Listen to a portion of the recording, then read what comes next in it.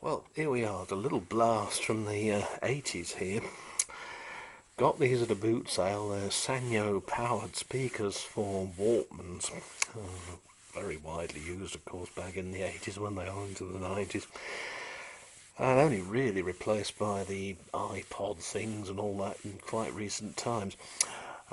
These things are immaculate, and the reason they're immaculate, at least in appearance, is because they were still in the original packaging, which is all up there. All the connecting leads are in it and everything like this. Four C batteries or HP11s go into each one, and they feel nice and heavy. They're not sort of tinny at all. There's a nice little long throw speaker inside each. So a little power indicator.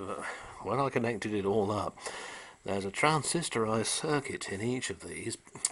What happens is that when you send a signal into it, the transistor conducts and turns the amplifier on, to put it simply. And guess what? Some goon, probably related to my landlord, has put something rather too powerful through there, I think, because there are two sockets. One, you see, is a direct in. It just goes straight into the little 4 ohm speaker inside, and the other one is your amplifier socket, and then you've got an external power supply as well, which is 6 volts. Just trying to see, center tip negative. The batteries go in here. The contacts, as you see, are perfect. There's no evidence of any corrosion at all. This, of course, being the connecting lead, the black plug goes into your Sony Walkman or whatever, and then one of these red and white ones each into each speaker. But the speakers themselves work perfectly. There's no problem there at all, but the amplifier function, that's had it, because they both exhibit the same fault. There's a big black stain inside the casing right by this transistor thing. And, dear, yes. The model number is, well, they're Sanyo, and they're MSP/20. Power per speaker 3 watts, 4 ohms, and says on here peak power 4 watts.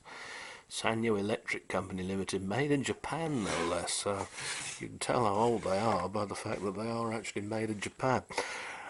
Fortunately, the transistor isn't that badly wrecked that you can't read the lettering on it and the number. I can't remember what it is offhand now, but so it may be that I can get hold of a couple more of them, and assuming it hasn't blown anything else down the line, like for example the actual amplifier chip itself, it might be able to get these things to work. But yeah, they do look very much of their period, don't they? 1980s. You can picture them blasting away Jason Donovan and Spandau Ballet and Adamant and all that lot. God, dear, oh dear. Yeah, I don't know. Where did all the time go, hey? Anyway, see you again soon.